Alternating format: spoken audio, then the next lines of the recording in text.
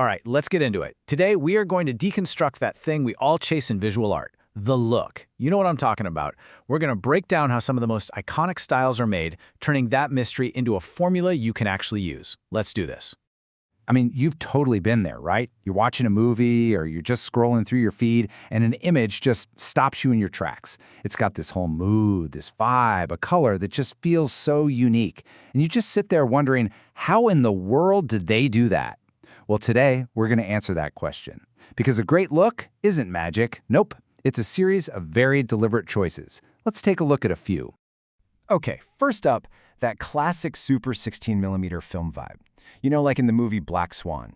It's got that beautiful, grainy texture, that kind of nostalgic, raw feeling that just makes the image feel so organic and real. Or what about this one? The overpowered flash. It's that super harsh, direct light that just completely blows out whatever's in the foreground. It creates this surreal, kind of dreamlike style where your subject is just blasted with light against a dark background. It's a perfect example of turning a technical oops into a really powerful look. And then there's the magic of the blue hour. You know, that little sliver of time right after the sun sets, but before it's totally dark.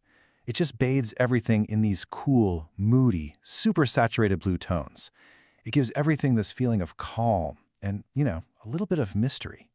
And you can't talk about a look without mentioning this. Those vibrant, almost futuristic, neon-soaked city streets like you'd see in Hong Kong. The way all that artificial light bounces off wet pavement, it just creates this incredible depth and this wild mix of warm and cool colors. It's pure vibe. So, all these amazing looks, they seem so different, right? But here's the secret. None of them, not a single one, is just a filter you slap on. They're a formula, a recipe of choices. So let's deconstruct that formula.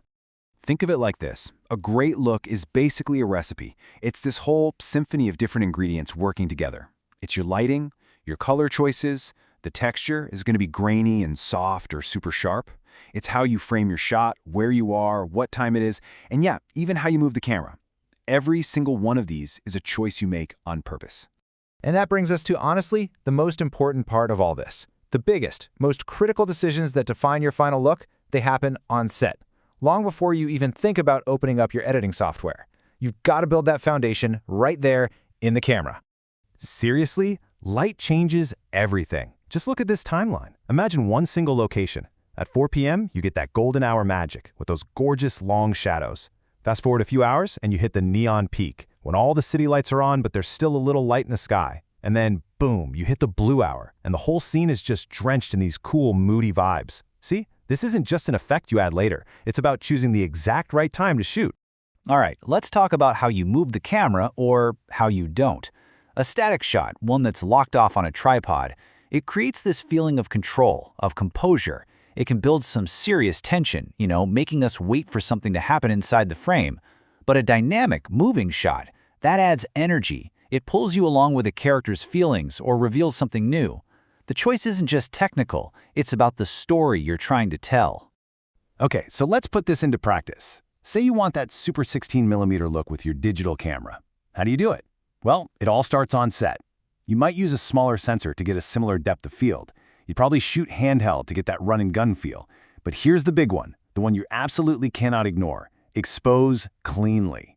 You can't just crank your ISO to the moon because that ugly digital noise looks nothing like beautiful organic film grain. And hey, don't just take my word for it. Listen to this quote from a pro colorist. It just sums it all up perfectly. The best way to get a film look is to shoot like you're using film. Get enough light, nail your exposure, and give yourself the best possible image to start with. Because you can always add texture to a clean image later, but you can't really save a bad one. Okay, so you've done the hard work on set. You've got this beautiful, clean, intentional shot. Now we get to head into post. This is where you take that foundation you built and you refine it, you polish it, you really craft that final vision. And here's a pretty great little 6-step recipe to get that filmic feel. First, you might crop to a cinematic aspect ratio. Second, you play with contrast, softening up those midtones. Third, and this one is so important, is highlight roll-off. It smooths out those harsh, kind of ugly digital highlights. Then, after some subtle color work and softening, you get to the last step. Step 6, that's the chef's kiss, adding that film grain. It's that final layer of texture that just sells the whole thing. So we just mentioned highlights, right? Let's talk about something called highlight clipping. That's the fancy term for when the brightest parts of your image get so bright they turn pure white, and you lose all the detail.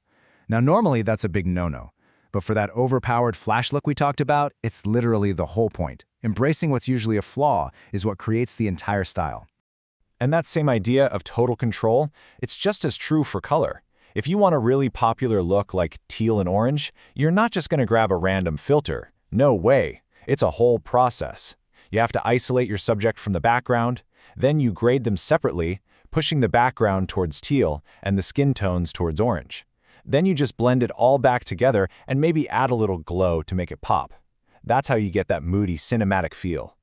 All right, so we've talked on-set, we've talked post, we've looked at all these different styles. What's the one thing, the common thread, that pulls it all together? What's the big idea behind every single great look? It comes down to this one simple, powerful word: intention. A truly great look is never an accident. It's not about stumbling on some cool preset. It is a series of deliberate, motivated choices that all work together to make you feel something. So let's just nail down these core principles, okay? The big takeaways. First, motivation is everything. Every choice has to serve the story. Second, your camera movement controls the emotion. Third, the light you shoot in is the mood.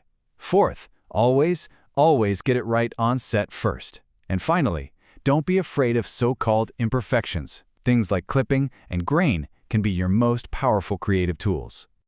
So look, we've broken down the formula. The magic trick has been revealed. It's not magic, it's a method. And now you have the tools. So I'll leave you with this. The only question that really matters, now that you know how it's done, what story will your look tell?